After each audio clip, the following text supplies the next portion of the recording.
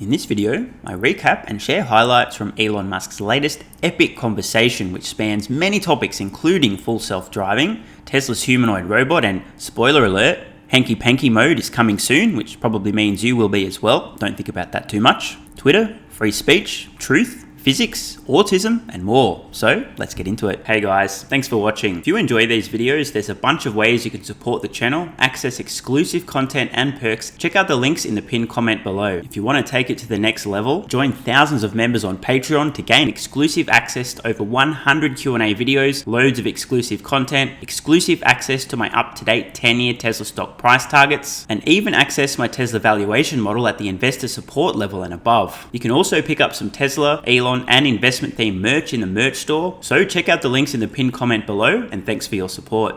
First, on Tesla's full self-driving, Elon was asked, why is it so difficult to predict the timing of this? You've been very accurate with other predictions in the past. For example, in 2014, predicting Tesla would sell 500,000 vehicles in 2020. Spoiler alert, hit the nail on the head. Yet with full self-driving, Elon keeps missing the mark. Almost certain it'll be done this year. And then next year, almost certain it'll be done this year, and then so on and so on and so on. Elon responding that there are many false dawns. You think you've got a handle on the problem, and then nope, you've just hit a ceiling. Elon went on to describe the progress looks like a series of log curves. In other words, slow progress, then exponential increase, then diminishing returns. But the problem is, it's not just one curve. It's a series of these curves stacked on top of one another. The problem has been not realizing there's a ceiling. In short, this is really about unknown unknowns. Elon has done his best to predict the timing here, but the guy can't actually see the future. It's only when you start butting up against one of these ceilings that you realize, oh fuck, we've still got some work to do. And for the record, we can't be too hard on Elon. After all, Ray Kurzweil, famous futurist, great track record in predicting technological progress, was expecting the roads to be filled with autonomous vehicles by 2020. Elon going on to say that in order to solve full self-driving, you have to solve real-world AI, including sophisticated vision. Quote, these may be infamous last words, but I am confident we will solve full self-driving this year. And Elon's terminology solved means a lower probability of an accident than an average human driver. Doesn't mean there's going to be robo-taxis driving people around. It just means in terms of safety, statistically speaking, in Elon's mind, solving full self-driving equals a lower probability of accidents than the average human driver. Now onto Tesla's humanoid robot, currently codenamed Optimus. Elon pointing out that it took a while to realize that in order to solve full self-driving, you actually need to solve real-world AI as well.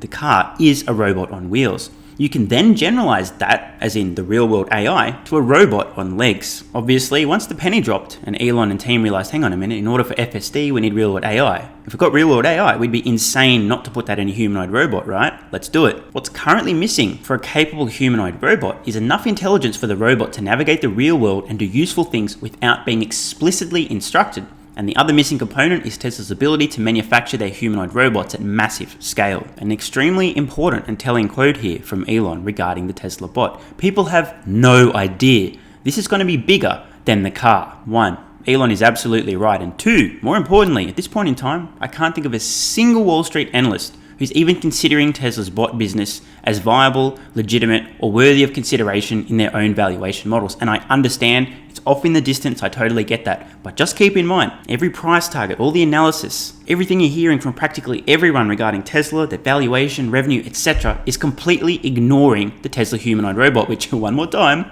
is going to be bigger than Tesla's vehicle business. Food for thought. Elon also asked if in the future, Tesla bots may act as romantic partners. Elon responding, it's probably inevitable. Let me know in the comments below if you guys and or girls would consider having a humanoid robot as a romantic partner. I won't judge you. Elon also confirming that the cost of the Tesla humanoid robot will be less than a car. I've been using an arbitrary $25,000 per Tesla humanoid robot in my own valuation model, pulled the number out of my ass months ago. My assumption was always it's going to be cheaper than a vehicle, but exactly how cheap, how affordable over the long term, it's really hard to know. I think the hardware could be relatively affordable in terms of production costs, but how much value can this thing provide, especially if you're paying for Tesla's AGI subscription, which I think is what happens over the long term. Just like a full self-driving subscription, you get the Tesla bot, you pay a monthly fee, you've got the intelligence, now it's got more capabilities, and you're off to the races. Now, onto the topics of the moment, Twitter and free speech. A few quotes here from Elon Musk. I think it's very important for there to be an arena for free speech. Twitter has become the de facto town square. I think it's really important that people have both, and by the way, pay very close attention here, this is brilliantly articulated. I think it's really important that people have both the reality and the perception that they're able to speak freely within the bounds of the law. Elon has absolutely hit the nail on the head here. I've said this before, but it bears repeating. I know for a fact there are things that I cannot say here on YouTube. There are things that I cannot say over on Twitter, even though I believe them to be true, even if they are unequivocal facts of reality. If I am describing something that is true and factual, there are certain things that I cannot even say. They're illegal. Yet, if I say such things, bang, deplatformed, banned, no more solving the money problem. To say this is less than ideal is an understatement. In short, I know that I am not able to speak freely within the bounds of the law on the two largest platforms that I currently use. I have neither the reality or the perception of being able to do so. This is not good. Elon deploying painful amounts of logic and reason here, suggesting that Twitter should make the algorithm open source so people can see everything. For example, if a tweet has been demoted or is being promoted, that action should be made apparent so anyone can see that action has been taken, so there's no behind the scenes manipulation, either algorithmically or manually. I find it impossible to imagine how anyone who doesn't have an agenda could disagree that this is a good thing. Complete and utter transparency. For those who don't know, on social media, certain content can be flagged as bad and needs to be demoted so less people or no people see it. Other content, for whatever reason, seems to get massively promoted and spread everywhere. Yet this is not available for the public, for users of the platform to understand what's happening. Users don't know if they've been shadow banned, if their content's being demoted or promoted. There's no transparency here whatsoever. Complete transparency surely can't be that controversial of an idea, unless, of course, you have an agenda, one that potentially involves suppressing narratives that don't align with the one true narrative. Quote, "My strong intuitive sense is that having a public platform that is maximally trusted and broadly inclusive is extremely important to the future of civilization." Elon and I are on the exact same page here. I know some people just don't get this, like, oh man, doesn't matter that much. What can I say? You either get it or you don't. Elon also emphasizing in terms of his offer to buy Twitter, quote, "I don't care about the economics at all." In other words, this is all about upholding the principles of free speech. Elon's not trying to make money by offering to acquire Twitter. He's just trying to do good. Elon brilliantly pointing out that a good sign as to whether or not there is free speech is, quote, "Is someone you don't like allowed to say something you don't like? If that's the case, you have free speech." Of course, my friend Cancel McCuntface definitely disagrees. Fuck off! Hi, I'm joining the bandwagon of aging musicians like Neil Young and boycotting Spotify until they deplatform Joe Rogan. Spotify, you're on notice. Either give up Joe Rogan and his 11 million listeners per episode, or lose me and several other people permanently. The choice is yours, Spotify. Joe Rogan is a dangerous spreader of misinformation, talking about different points of view other than the mainstream narrative. Why does he have to do that? Joe Rogan says he's interested in talking to people that have a diversity of opinions. Well, diversity is not okay. When it comes to opinions, he must be stopped. Where were we? Oh, that's right. Elon also asked if he can't buy Twitter. Does he have a plan B? Yes, there is a plan B. And now, on to that tweet. We are, of course, talking about Elon Musk's considering taking Tesla private at 420, funding secured. For some reason, it appears that this is a revelation to people. I'm not sure why, but anyway, let's read what Elon clarified in this discussion. Funding was secured. Now again, I don't really understand why this is controversial. Elon explained at the time that he believed funding was available. Elon had a number of private conversations. He mentioned this. He was confident that funds were available for this acquisition, and he was just thinking out loud, I'm considering doing this, the funds are available. That was it. Seeing a bunch of people saying, oh, so funding was secured. But you're not listening to what Elon said at the time. I'm not judging here, maybe you missed a few interviews or conversations, but I'm sure that he already explained this. Anyway, Elon goes on to say that the SEC unlawfully forced him into settlement to avoid Tesla being cut off from lenders and going bankrupt because the SEC pursued a public investigation despite knowing that funding was secured, and lenders said to Tesla, no more money for Tesla unless you settle with the SEC. Elon basically had a gun to his head. Elon adding, those bastards. There are some people who are fundamentally stupid, who for whatever reason just don't trust Elon Musk, think that he's a fundamentally dishonest person. But he said at the time funding was secured. He described why he believed funding was secured. He's got evidence, the paper trail, to back this up as well. There's current lawsuits going on. We won't go into that stuff at this point in time. But Elon just clarifying, because the perception out there is that Elon lied intentionally. He didn't believe that funding was secured. False. And that he made a tweet falsely stating that funding was secured to mislead, deceive, and manipulate Tesla's stock price. Simply not true. Again, I don't know why this is a revelation. It was clear at the time.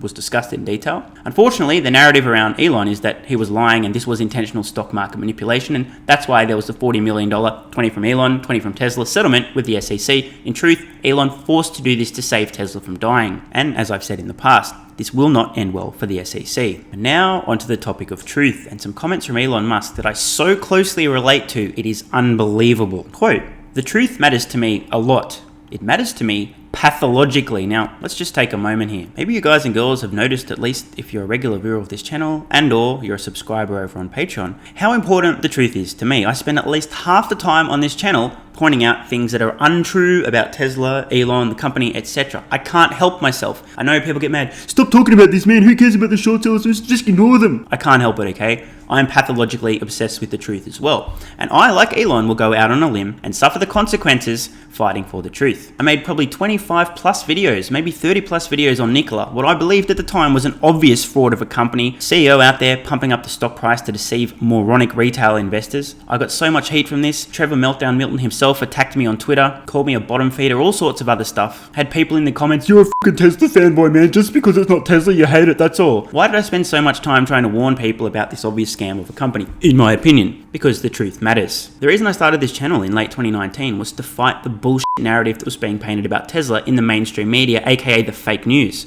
I just couldn't not do it. I can't help myself. As Elon says, completely relate. I am absolutely obsessed with the truth. Some people, when they believe something's wrong, they just stay quiet.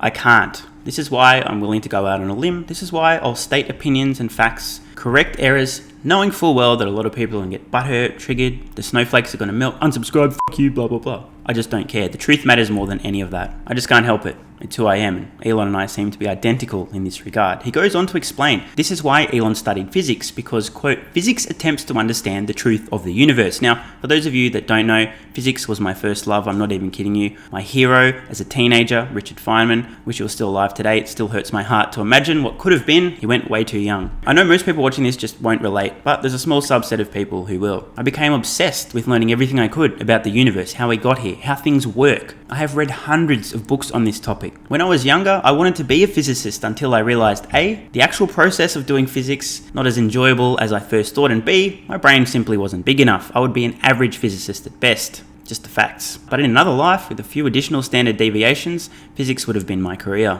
I completely get where Elon is coming from here. I know most people won't relate, and I totally get that, but just out of interest, any physics nerds, let me know in the comments below if you're interested in physics as a hobby, as a passion, as an interest, or if you're actually practicing as a physicist. Elon continued to elaborate, physics is just, what are the provable truths of the universe? And these truths have predictive power. I want to take a moment here too. In terms of predictive power, this is one of Elon Musk's superpowers. Why? Physics thinking. When he's thinking about a problem, he boils it down to the fundamentals, the fundamental truths. This is why Elon Musk is able to take an idea and completely disrupt established industries and commercialize this, because he goes down to the atoms saying, hang on, what are the truths here? In theory, how much material is in this? What's that material cost? Okay, how much energy is required to produce this thing? Oh wow, there's room for enormous disruption. I think that everyone on Earth would benefit from having at least a general understanding of physics from the atoms. Well, technically the subatomic particles, but from the atoms up. And when I say up, I mean all the way to the scale of the universe, or maybe even the multiverse. Of course, most people don't have this fundamental understanding of the way things are and how we got here, which,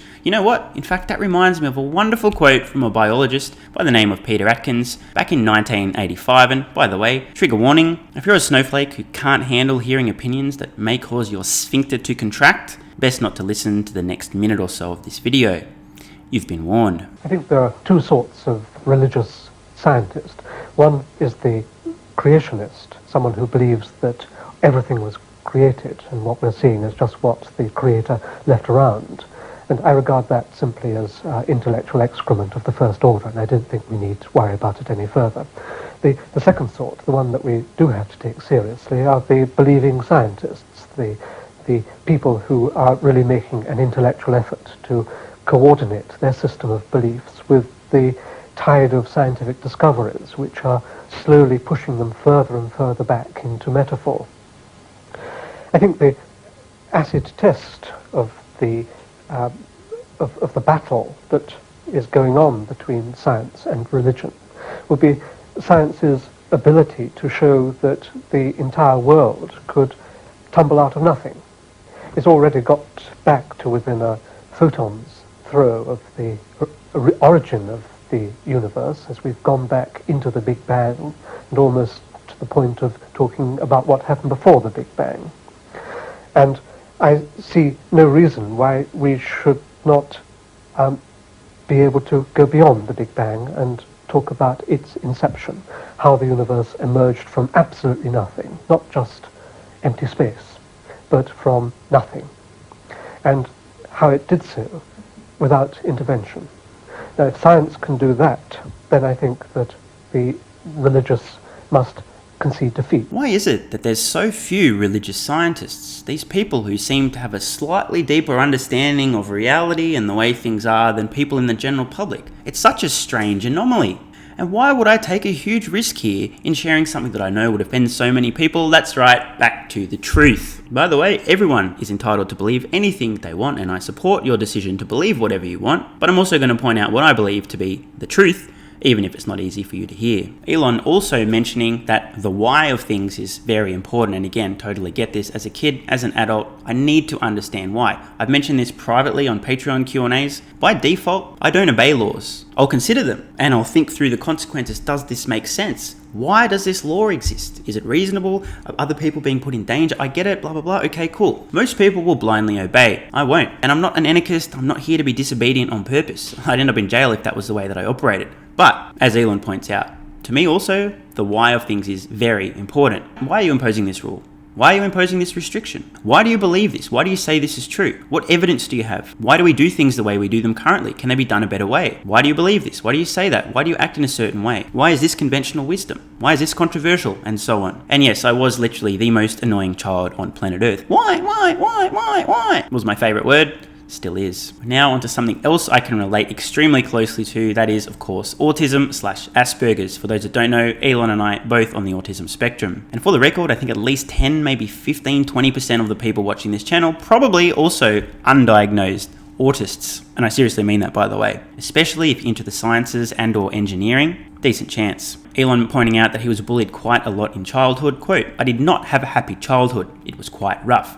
It took me a while to understand things that most people intuitively understand." This is a very common tale for kids on the autism spectrum. In my own case, I dodged a bullet here. Not once in my life did I experience any form of bullying. That being said, if you're a regular viewer of the channel, you'll probably understand why. It's pretty clear that I'm not an easy target, nor am I suitable prey, and it's probably better to just go pick on somebody else who'll just take it. This is a great quote from Elon. "I found it rewarding to spend all night programming computers just by myself, and I think most people don't enjoy typing strange symbols into a computer by themselves all night. Fair? They think that's not fun, but I thought it was. I really liked it, so I just programmed all night by myself and found that to be quite enjoyable, but I think that is not normal." Fair point, Elon. And now a few select quotes from the interview to wrap things up. Regarding timelines, quote, "I don't want to blow your mind, but I'm not always right. On conflicts with powerful governments, authorities, and other distractions," Elon Musk admitting that he's a mixed bag. "I've described this in other words. People are packages. You get everything that comes in the package." This is who Elon is, as he pointed out earlier. He is obsessed with the truth. This may cause Elon to do things that you'd rather he just didn't do, but some things just matter. Plenty of people watch this channel wish I swore less, made less inappropriate jokes about people's mums just to trigger the really insecure people to finally realize they probably need to get some therapy. Wait, did I say that out loud? On mistakes. By far the worst business decision I've ever made is not just starting Tesla with JB Strawball. If you guys don't know the drama here, we'll save that for another episode. On production hell. 2017, 2018, and 2019 was the longest period of excruciating pain in my life. So much pain. And remember, this is from a guy who had an extremely abusive childhood, not only at home from his father, but also being bullied constantly at school. And on manufacturing. Quote, "At this point in time, I think I know more about manufacturing than anyone currently alive on Earth." And it's pretty hard to argue with that. Although there's many Tesla Q dum-dums who like to throw out the old, "Elon doesn't even have an engineering degree." On the transition to sustainable energy, quote, "Our estimate is that around 300 terawatt hours of battery storage is needed to transition transport, electricity, heating, and cooling." And finally, on the future, quote, "I love humanity, and I think that we should fight for a good future for humanity, and I think we should be optimistic about the future and fight to make that optimistic future happen." Couldn't agree more. Hope you guys and girls have enjoyed this recap. Hope I ruffled a few feathers and caused people to go, hang on, that motherfucker, as if he doesn't, he's wrong, let me prove him wrong. It may actually lead to discovering the truth, or it might not. And finally, don't forget to sign up to Patreon with the card in the corner or the link in the pinned comment. You'll instantly gain access to my library of well over 100 exclusive Q&A videos on all sorts of topics, things that I believe to be true, including a lot that may cause your butt to hurt, plus tons of other exclusive content and perks, and up-to-date access to my Tesla stock price targets all the way out until the end of the decade. I'm Stephen Mark Ryan, this is Solving the Money Problem, and I love you all. Hey guys, thanks for watching. If you enjoy these videos, there's a bunch of ways you can support the channel, access exclusive content and perks, and get some free stocks and crypto. Check out the links in the pinned comment below. You can also pick up some Tesla, Elon, and investment themed merch in the merch store. If you want to take it to the next level, join thousands of members on Patreon to gain exclusive access to over 100 Q&A videos, loads of exclusive content, exclusive access to my up-to-date 10-year Tesla stock price targets, and even access my Tesla valuation model at the investor support level and above. So check out the links in the pinned comment below, and thanks for your support. And if you're still watching, you're awesome. I read every single comment on this channel and I really appreciate your feedback. So if you've got any thoughts on today's video, questions, comments, or suggestions for a new video, let me know in the comments below. Check the cards on screen now to browse the merch store, join Patreon, or watch the next video.